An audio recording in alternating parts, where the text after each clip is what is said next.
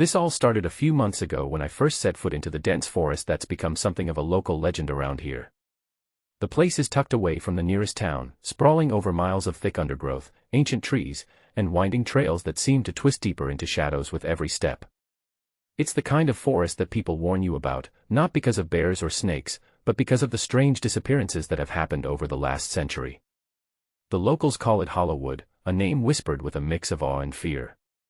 Growing up, I always heard stories about how the forest falls eerily silent at dusk, like the entire world goes mute, and how people who wander too far sometimes never return. I'm not normally one to dive headfirst into creepy stories or chase after ghost tales, but Hollowwood fascinated me. There was something about the way the trees leaned close, their twisted branches like gnarled fingers reaching out, that pulled me in. I started visiting the trails alone, often in the late afternoons when the light filtered through the leaves in golden shafts, casting strange shapes on the forest floor. I liked the solitude and the quiet. It was perfect for clearing my head after long days at work. But the deeper I went, the more I noticed the forest behaving in ways that didn't make sense. On one particular afternoon, I decided to take a new path that curved sharply away from the main trail. The air was thick with the scent of pine and damp earth, and the only sound was the crunch of my boots against dead leaves. As I walked, I found myself thinking about the stories again, the whispered warnings about the forest's silence, the people who vanished without a trace. I was skeptical, sure, but part of me was hoping to catch something unusual, to see if there was any truth behind the rumors. That's when I heard it, faint footsteps behind me. At first, I thought it was just another hiker, but the forest was supposed to be empty this time of day. I stopped and listened, but the footsteps didn't match any human stride I knew. They were too soft, too irregular, barely breaking the leaf litter. My heart started to race, but I told myself it was probably an animal or my imagination playing tricks. I kept moving, quickening my pace, but the footsteps seemed to keep pace with me, always just out of sight. Then, out of the corner of my eye, I caught a glimpse of something dark and shadowy slipping between the trees.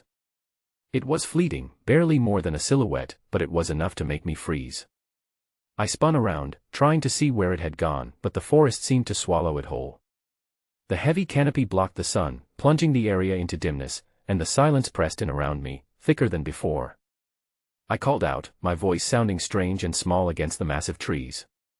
No answer. I debated whether to run or stay put, but my instincts pushed me to backtrack. As I hurried back toward the main trail, the footsteps stopped. The forest returned to its normal sounds, birds chirping, a faint rustle of leaves in the breeze, but I couldn't shake the feeling that something was watching me. When I finally broke through the tree line and emerged onto the open path, I glanced back once more. The shadows between the trees seemed to pulse, as if alive, and for a brief second, I swear I saw a pair of eyes reflecting the fading light. I didn't stop to investigate. Instead, I kept moving until the forest was well behind me, the safety of the open sky above. That night, lying in bed, I replayed every moment. The footsteps, the shadow, the eyes, were they real? Or just tricks of the light and my overactive imagination? I told myself it was probably nothing, that the brain fills in gaps when it's alone and unfamiliar with its surroundings. But the stories about Hollowwood kept echoing in my mind, making me question what I thought I knew. The next day, I went back to the forest, this time with a camera and a notebook, determined to document my experience and maybe find some logical explanation. I walked the same path, eyes peeled for any sign of the shadowy figure or strange footsteps. The forest was quieter than usual, the usual bird songs noticeably absent, replaced by an unnatural hush that seemed to settle over the trees like a blanket. I took pictures of the trail, the moss-covered rocks, and the twisted roots, trying to capture something that would explain the eerie feeling I kept having. But as I moved further along, I started to notice other oddities. The ground beneath the trees was unnaturally bare in some places, like something had been dragged through the underbrush. Tree trunks bore scratches, deep, jagged marks that looked fresh. I crouched down to examine them, the bark peeling away in long strips, revealing the pale wood beneath. They didn't look like marks from animals or falling branches. They seemed deliberate, like someone or something had been clawing at the trees. I followed the trail of scratches for a few hundred feet, my heart pounding as the forest seemed to grow darker and colder around me. The silence was suffocating, there was no wind, no birds, no insects. Just the oppressive stillness that made every small noise echo unnaturally. When I reached a small clearing, I spotted something that made the hairs on the back of my neck stand up, a crude circle of stones arranged on the ground, surrounded by broken branches and leaves. It looked like some kind of makeshift altar or ritual site, but why would it be here, so deep in the forest? Before I could investigate further, I heard the faintest whisper, a voice carried on the wind, so soft I could barely make out the words. It was calling my name. "Jamie," it breathed, the sound almost pleading. I spun around, looking for the source, but there was no one there. The trees stood silent, their shadows shifting as if stirred by an unseen presence. Fear surged through me, sharp and undeniable. I turned and ran, scrambling back through the undergrowth until I reached the safety of the main trail. My legs trembled, and my breath came in ragged gasps, but I didn't stop until the forest was miles behind me. Since that day, I haven't been able to stop thinking about Hollowwood, about the shadowy figure, the footsteps, the strange altar, and that whisper calling my name. It feels like the forest holds its secrets close, daring anyone to uncover them but punishing those who get too curious. I'm not sure what I'm chasing anymore, a story, a truth, or just some explanation that will make me feel safe again. But one thing is clear, Hollowwood is not just a forest. It's something else entirely, something that lingers just beyond the edge of sight. After the unsettling experience I had in the forest, I couldn't just walk away from it. The mix of fear and curiosity gnawed at me until I decided to go back, but this time, not alone. I called my friend Mark, someone who's always been up for an adventure and isn't easily spooked. I figured having someone else there might help me make sense of what I'd encountered and maybe even prove to myself that it was all just in my head. We met early one Saturday morning, the air crisp and the sky overcast, perfect for a hike without the harsh glare of the sun. Mark was skeptical from the start, joking about ghosts and shadows, but I could tell he was interested. We packed our gear, a couple of flashlights, a camera, some water, and a small first aid kit, and set off toward the edge of Hollowwood. As we stepped beneath the towering canopy, the temperature seemed to drop instantly, the forest swallowing us in its cool, damp embrace. The usual sounds of the woods were subdued, the birds quiet or hidden, and the wind barely stirred the leaves. I pointed out the trail where I'd seen the shadow the other day, and we followed it, the crunch of our boots breaking the unnatural silence. Not long after, Mark noticed something strange carved into one of the tree trunks near the path. It wasn't like any natural damage, these were deliberate scratches, deep and jagged, forming symbols neither of us recognized. I took out my camera and snapped several photos, feeling a chill creep up my spine. The markings appeared fresh, their edges sharp against the bark, as if made only days or hours before. We pressed on, the forest closing in around us. Soon, we stumbled upon the clearing I had found before. The circle of stones was still there, but this time it was more disturbing. The stones were arranged with meticulous care, and the surrounding area bore signs of recent disturbance. Broken branches lay scattered, and the ground was scuffed, as though someone had been pacing or performing some kind of ritual. Mark stepped closer, inspecting the circle while I documented everything. As I crouched to examine the stones, I noticed faint footprints in the soft earth, leading away from the clearing toward a thicker part of the forest. They were too small to be human but too large for any animal I knew. Unease settled in my chest, but I pushed it down. We were here now, and I wanted answers. Suddenly, the oppressive silence was broken by a whisper, low, almost inaudible, yet unmistakably human. It seemed to drift through the trees, weaving between the trunks and rustling the leaves. I froze, straining to catch the words. Then it came again, clearer this time, like a breath on my neck. "Jamie, come closer." The voice was soft but insistent, carrying a strange mixture of urgency and sorrow. Mark looked at me, his face pale. "Did you hear that?" he asked, his voice barely above a whisper. I nodded, unable to speak. The hairs on my arms stood on end as the whisper echoed again, this time seeming to come from all directions at once. Every instinct screamed at me to leave, but I was rooted to the spot, caught between fear and fascination. We decided to follow the footprints leading away from the clearing, hoping to find the source of the voice. The path became rougher, the underbrush thicker, and the light dimmer as the canopy above grew denser. The whispering continued intermittently, sometimes fading into silence, sometimes rising in a low, mournful call. After a short distance, we came upon an abandoned campsite. It looked like someone had been here recently, a torn tent half collapsed against a tree, a smoldering fire pit with ashes still warm, and scattered belongings, a backpack, a water bottle, and a faded journal lying open on the ground. The pages were soaked and torn, but I managed to make out a few words written hastily. "They're watching, can't escape, shadows move." Mark picked up the journal carefully, flipping through the damp pages. "This is creepy," he muttered. "Whoever was here left in a hurry." Just then, the whisper returned, louder and more urgent. "Help me, please." The voice was closer now, almost right behind us. I spun around, but there was nothing but the dense trees and shifting shadows. Panic set in. Against my better judgment, I called out, "Who's there? What do you want?" My voice sounded fragile in the vastness of the forest. There was no answer, just the rustling of leaves and the distant creak of branches. Mark grabbed my arm. "We should get out of here." We hurried back toward the main trail, but as we moved, I noticed something disturbing. The forest floor was no longer as empty as before. There were scratches on the bark of nearby trees, just like the ones we'd seen earlier, but now they multiplied, forming strange patterns and symbols that seemed to writhe and shift in the fading light. When we reached the edge of the woods, I felt a sudden chill and glanced back once more. The shadows between the trees seemed to pulse and twist, as if alive. My heart pounded as the whispering voice faded into the distance, leaving an eerie silence in its wake. That night, I tried to rationalize everything. Maybe the voice was just the wind, the footprints, animal tracks, the scratches caused by falling branches or wildlife. But the journal in Mark's backpack, the fresh markings, and the chilling whispers didn't fit any logical explanation. Over the next few days, strange things started happening around my home. I found scratches on my front door, jagged and deep like claws had been raking at the wood. I checked the yard and saw faint footprints circling the house, muddy and too small to belong to any neighbor or animal. The patterns reminded me of the symbols carved into the trees. One night, I woke to the sound of soft tapping on my window. When I looked outside, there was nothing but darkness, yet the feeling of being watched was overwhelming. My phone battery would inexplicably drain within minutes, and sometimes I caught glimpses of shadowy figures in the corners of my vision.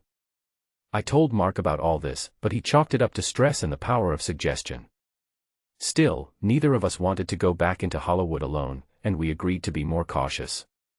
The forest's grip felt tighter than ever, and the line between reality and something else was blurring. Despite the fear, part of me remains drawn to the forest's secrets. I'm haunted by the idea that the whispers belong to someone or something, trapped between worlds, calling out for help that may never come. But with every step closer to the truth, the shadows grow darker, and the silence becomes heavier, wrapping around me like a shroud. A week after our second trip into Hollywood, Mark and I decided to return once more, this time bringing another friend, Lisa. She's a bit of a skeptic and a history buff, the type who likes to dig into local legends and separate fact from fiction. I thought having her along might shed some light on the strange symbols and happenings we'd encountered so far. Plus, having three of us felt safer, even though the forest seemed to grow heavier each time we entered it. We set off in the late morning, the sky overcast and the air thick with humidity. As we crossed the threshold into the forest, there was a noticeable shift in atmosphere. The usual sounds of wildlife were absent, replaced by a heavy silence that pressed around us like a weight. The canopy above blocked most of the sunlight, casting long, eerie shadows that danced with every slight breeze. We retraced our steps to the clearing where we'd found the stone circle. It was still there, but now it felt different, more deliberate, almost like a warning. The stones had been rearranged into a tighter, more intricate pattern, and around the circle, symbols were carved not just into the trees but also into the stones themselves. Lisa crouched to examine the markings, her brow furrowed. "These look like runes," she said. "Old Norse, maybe. But some of these aren't familiar. They might be a mix of different alphabets or symbols. Whoever made this was trying to create some kind of protective or binding circle, maybe." I shivered despite the warm air, feeling the weight of those symbols. The forest around us seemed to hold its breath, as if waiting. As we moved deeper into the woods, the trees grew closer together, their trunks twisted and bark scarred with the same strange carvings. The patterns seemed to pulse faintly, an illusion perhaps, but it made the hair on my arms stand on end. We followed the carved symbols, which formed a trail leading away from the clearing, winding through thickets and over tangled roots. Occasionally, the silence was broken by distant, disembodied voices, whispers so faint they could have been the wind. Sometimes they sounded like chanting, other times like desperate pleas. Lisa recorded audio on her phone, but when we played it back later, the sounds were indistinct, barely more than static with occasional murmurs. The forest felt alive, but not in a comforting way. It was as if something unseen was watching, waiting. I could feel eyes on us, cold and unblinking, and every shadow seemed to shift just beyond our line of sight. After a couple of hours, we stopped at a small clearing marked by a ring of twisted branches hanging from the surrounding trees. From the center, a faint glimmer of light shone, though there was no visible source.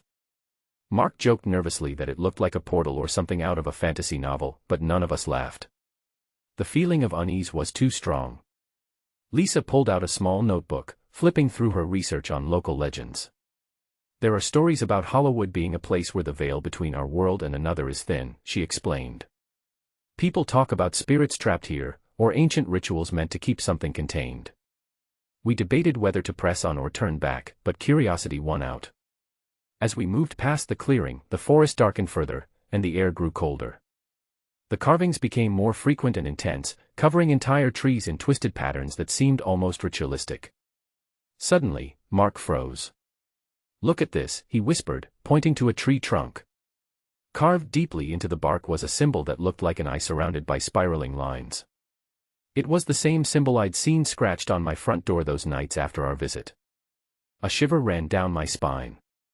It was one thing to encounter these markings in the forest, but seeing them mirrored at home made it impossible to ignore the connection. Whatever was out here seemed to be reaching beyond the woods. As we continued, the feeling of being watched intensified. The whispers grew louder, swirling around us like a low hum.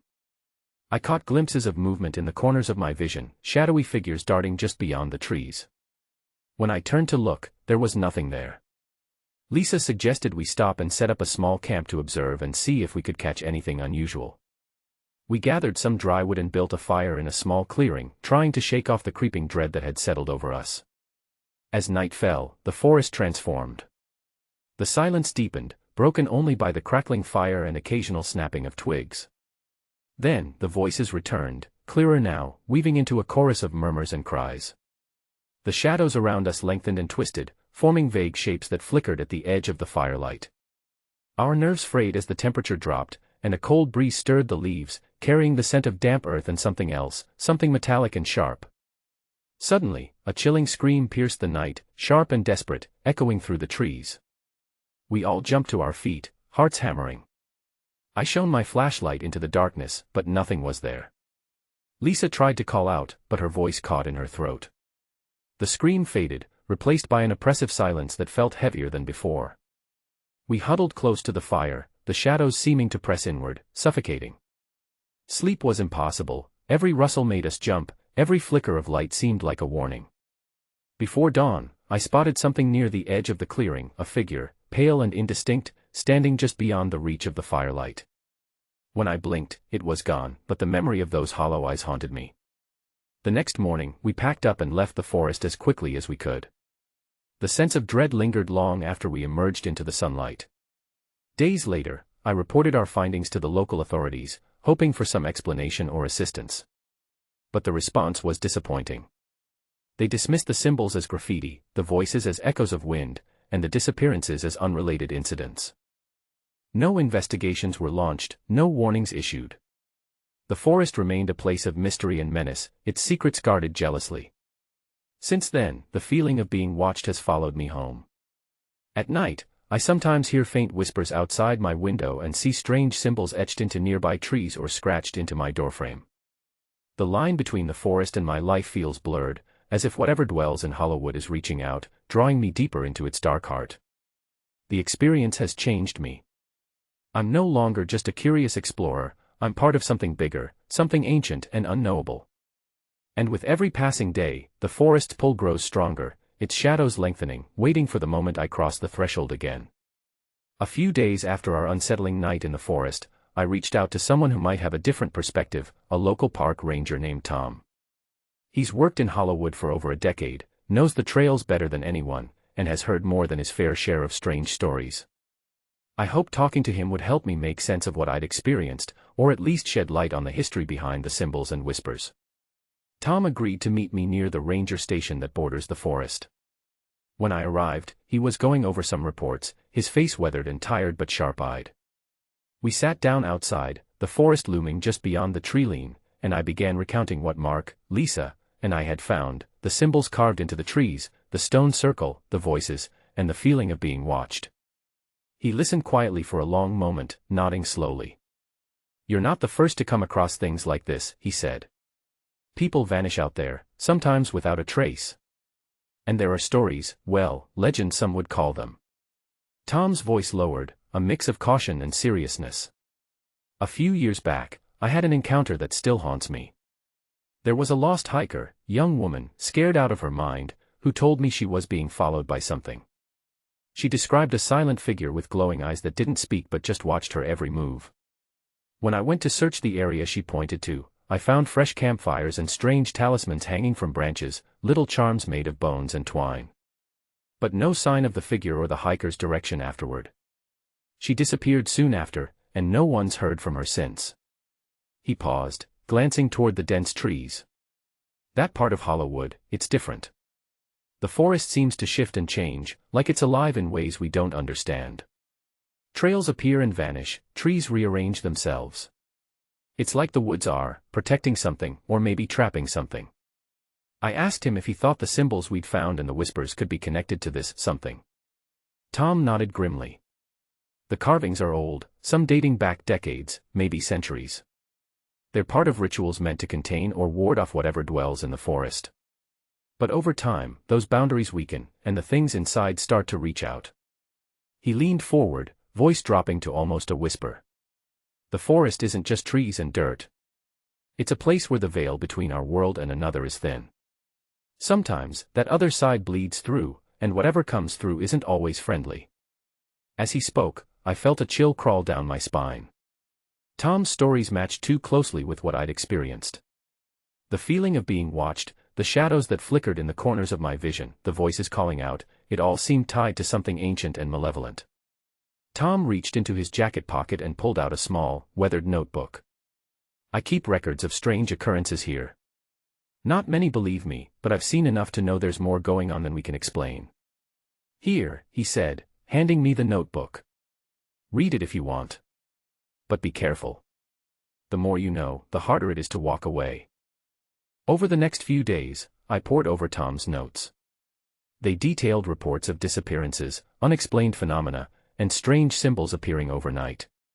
Some entries described encounters with shadowy figures, inexplicable sounds, and eerie lights deep within the forest.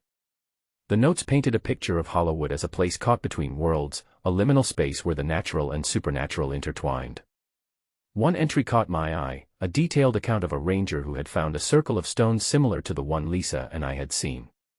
The ranger described feeling an overwhelming sense of dread and hearing chanting voices that led him to flee the area. The notes also mentioned talismans hanging from trees, bones, feathers, and other odd trinkets believed to hold protective power or to trap spirits. I called Tom to ask about the talismans.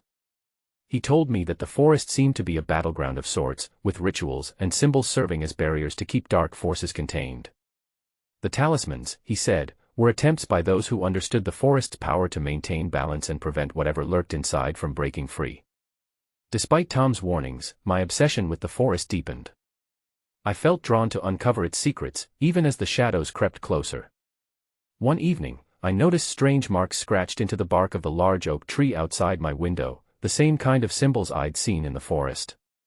The air around my house grew colder, and the whispers returned, faint but persistent. I shared my concerns with Tom during our next meeting. He looked grave. "The forest's influence doesn't always stay within its borders," he said. "It reaches out, looking for a way in. That's why you're seeing these signs here. You've stirred something." He advised me to be cautious, to avoid venturing alone, and to respect the boundaries the forest and its inhabitants had set. Yet, despite his warnings, I couldn't shake the feeling that I was already entangled in Hollywood's web. One night, as a storm rolled in, Tom recounted an incident at the ranger station. During a heavy downpour, he heard glass shattering from the storage shed. Armed and alert, he investigated but found no signs of forced entry or theft, only a broken window and an eerie silence. Later, he heard footsteps and the sound of furniture being dragged, but every time he checked, there was nothing there. The experience left him shaken, convinced that something unseen was making itself known. Tom's stories and experiences painted a forest alive with secrets and dangers beyond understanding. Hollowood was not just a place of trees and trails, it was a living entity, shifting and changing, holding its dark mysteries close. As I left the ranger station that day, the sky heavy and gray, I felt the weight of his words settle over me. The forest seemed to pulse with an unseen energy, and I knew that whatever was out there was watching, waiting, its presence lingering just beyond the edge of sight. The line between the world I knew and the shadowed realm of Hollowood was thinning. And with every step I took, I felt myself drawn deeper into its enigma, caught between fear and fascination, unable to turn away.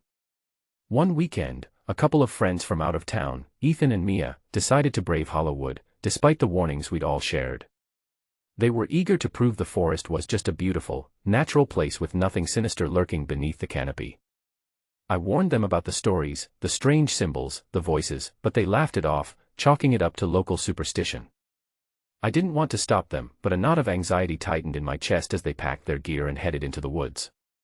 They planned to camp overnight near the clearing where Lisa, Mark, and I had found the stone circle. The night fell quickly, and a storm rolled in, thick clouds blotting out the moon and stars. I stayed home, restless and uneasy, unable to shake the feeling that something was about to happen. Late that evening, Ethan called me. His voice was shaky, strained with fear. "Jamie, you were right. There's something here." We saw things moving between the trees. Shapes. Lights. "We're not alone." He described ghostly apparitions drifting silently among the trunks, translucent figures that flickered like smoke and vanished when they tried to focus on them. They heard desperate cries echoing through the forest, pleas for help that seemed to come from nowhere and everywhere at once. The air grew cold, and the oppressive silence was broken only by the howling wind and their own panicked breaths. Suddenly, their tent was slashed open by an unseen force. Mia screamed, clutching Ethan as they scrambled out into the storm, rain soaking them instantly. Ethan told me he saw a shadowy figure standing at the edge of the clearing, watching them with eyes that glowed faintly in the darkness. They ran, hearts pounding, but Mia was grabbed, pulled into the forest by something invisible. Ethan managed to escape, but Mia vanished without a trace. I called the authorities, desperate for help. Search parties scoured the forest, but found nothing, no footprints, no signs of struggle, no trace of Mia or the shadowy figure Ethan described. The only clue was the torn fabric from their tent, snagged on a branch near the clearing. Ethan was hospitalized, shaken beyond belief, plagued by nightmares and hallucinations. He refused to return to the forest, but the terror clung to him like a second skin. I visited him once, and he told me something chilling, that the forest wasn't just a place but a presence, a malevolent force that fed on fear and trapped souls.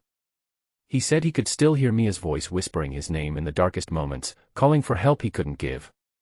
Since then, the forest has felt alive with menace.